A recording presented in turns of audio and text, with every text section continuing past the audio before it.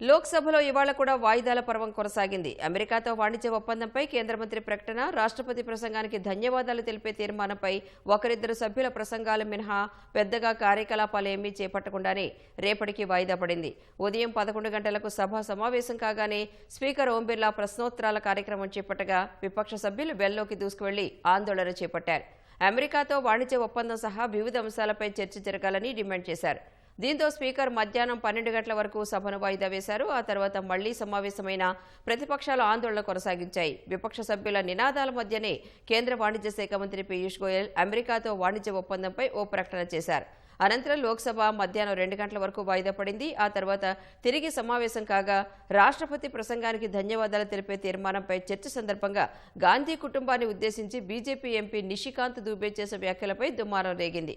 దీంతో panel speaker T Krishnaprasad సాయంత్రం 5 గంటల వరకు వాయిదా వేశారు. ఆ తర్వాత మళ్లీ సమావేశమైన విపక్ష సభ్యుల ఆందోళన కొనసాగించడంతో ప్యానెల్ స్పీకర్ సభను రేపటికి వాయిదా వేశారు. ఫలితంగా రాష్ట్రపతి ప్రసంగానికి ధన్యవాదాలు తెలిపే తీర్మానానికి ప్రధాని నరేంద్ర మోదీ సమాధానం చెప్పలేకపోయారు.